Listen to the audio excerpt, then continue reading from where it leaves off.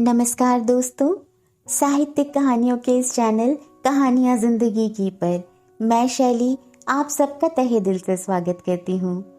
और आज आप सबके सामने लेकर आई हूँ विश्व प्रसिद्ध दार्शनिक लेखक श्री खलील जिब्रान जी द्वारा रचित एक बेहद ही गहरी और दार्शनिक कहानी।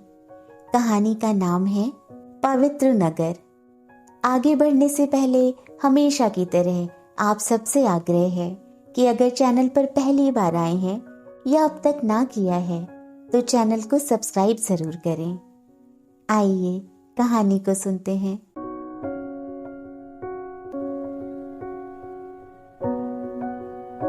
मैं अपने यौवन काल में सुना करता था कि एक ऐसा शहर है जिसके निवासी ईश्वरीय पुस्तकों के अनुसार धार्मिक जीवन व्यतीत करते हैं। मैंने कहा मैं इस शहर की जरूर खोज करूंगा और उससे कल्याण साधन करूंगा। यह शहर बहुत दूर था। मैंने अपने सफर के लिए बहुत सा सामान जमा किया। 40 दिन के बाद उस शहर को देख लिया और 41वें दिन उस शहर में दाखिल हुआ। मुझे यह देखकर बड़ा आश्चर्य हुआ कि नगर के सभी निवासियों के केवल एक हाथ और एक आंख थी। मैंने यह भी अनुभव किया कि वे स्वयं भी आश्चर्य में डूबे हुए हैं। मेरे 2 हाथों और 2 आंखों ने उन्हें आश्चर्य में डाल दिया है।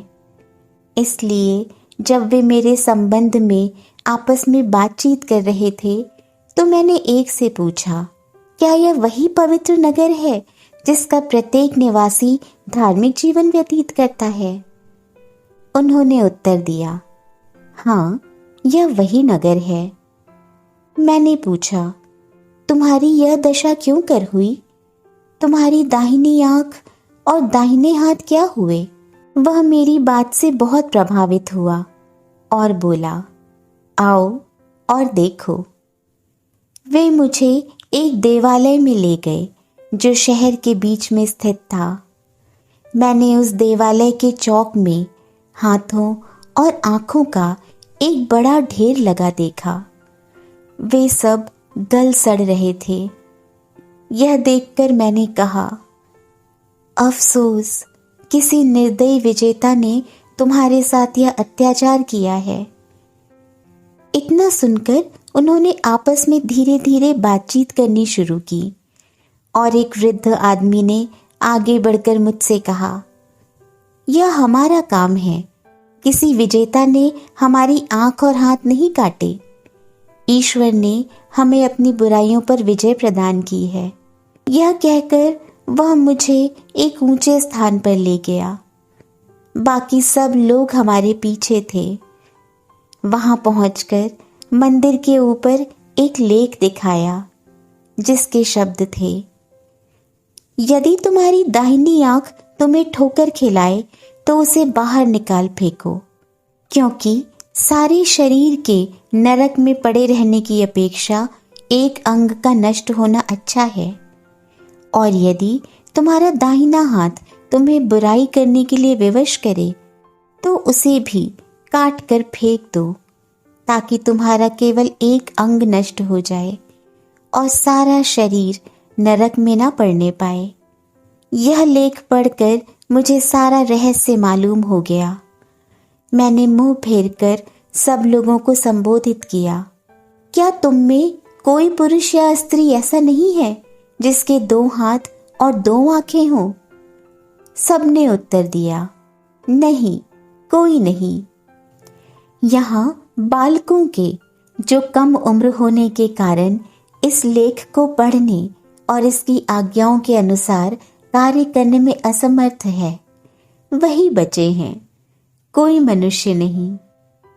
जब हम देवालय से बाहर आए तो मैं तुरंत इस पवित्र नगर से भाग निकला, क्योंकि मैं बच्चा नहीं था और उस शिलालेख को अच्छी तरह पढ़ सकता था।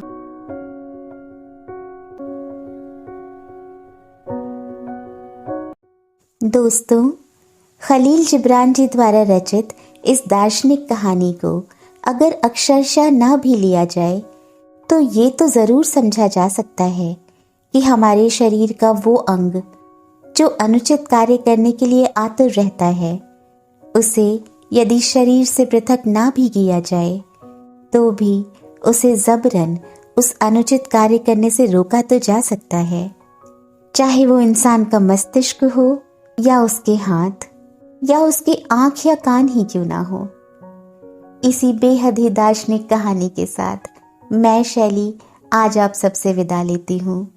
बहुत जल्द फिर मिलूंगी एक और गहरी खूबसूरत कहानी और साथ ही कुछ और दिलचस्प किरदारों के साथ। तब तक अपना और अपनों का बहुत सा ख्याल रखें। पसंद आए तो कहानी को लाइक और शेयर करें। अब तक ना किया हो या चैनल पर पहली बार आए हो तो चैनल को सब्सक्राइब जरूर करें। कहानी, लेखक या प्रस्तुति से संबंधित अपने सभी विचार और सुझाव हमें कमेंट बॉक्स में लिखकर जरूर बताएं। स्वस्थ, सुरक्षित और प्रसन्न रहें। नमस्कार।